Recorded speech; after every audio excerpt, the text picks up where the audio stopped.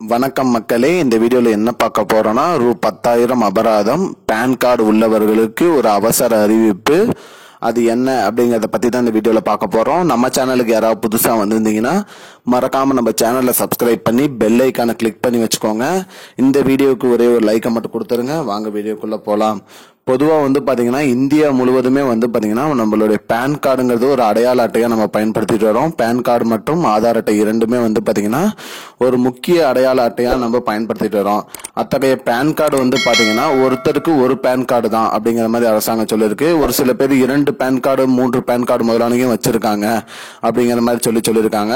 Pan card என்பது எதற்கு அப்படின்னு பாத்தீங்கன்னா நம்மளோட வருமான வரி செலுத்துவதற்கு மற்றும் போதிய வங்கி பரிவர்த்தனைகள் போன்ற அனைத்து வங்கி சம்பந்தப்பட்ட திட்டங்களுக்கெல்லாம் பாத்தீங்கன்னா நம்ம பேன் கார்டு தான் பயன்படுத்திட்டு வரோம்.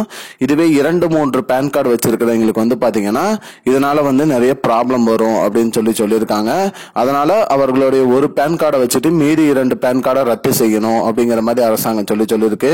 அப்படி ரத்து செய்யாதவர்களுக்கு பாத்தீங்கன்னா ரூ 10,000 வரைக்கும் அபராதம் விதிக்கப்படும் அப்படின்னு அரசாங்கம் சொல்லியிருக்காங்க. மக்களே, ஒரு பேன் கார்டு தான் ஒரு ஆளுக்கு, 2-3 பேன் கார்டு வைத்திருக்கிறவர்களுக்கு அபராதம் விதிக்கப்படும். மேலும் வங்கி பண பரிவர்த்தனைகள் அனைத்துமே முடக்கப்படும்ங்கிற மாதிரி சொல்லியிருக்காங்க. அதனால ஒரு பேன் கார்டு ஒருத்தர் ஒரு பேன் கார்டு மட்டும் வச்சிருங்க. மீதி 2 பேன் கார்டு 3 பேன் கார்டு வச்சிருக்கிறதுலாம் பாத்தீங்கன்னா அதெல்லாம் ரத்து செய்யுமாறு அரசாங்க தரப்புல இருந்து அறிவிச்சிருக்காங்க. இதனால பாத்தீங்கன்னா வருமான வரியில நிறைய குளறுபடி நடக்குது அப்படிங்கிற மாதிரி சொல்லியிருக்காங்க. மேலும் வங்கி பண பரிவர்த்தனைகள்லயும் நிறைய ப்ராப்ளம் வருது.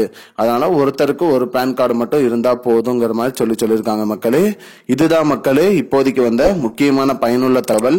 இது போன்ற பயனுள்ள தகவலை தெரிஞ்சுக்கொள்ள நம்முடைய சேனலை மறக்காம சப்ஸ்கிரைப் பண்ணி வச்சுக்கோங்க. இந்த வீடியோ உங்க ஃப்ரெண்ட்ஸ் அனைவருக்கும் ஷேர் பண்ணுங்க. நன்றி.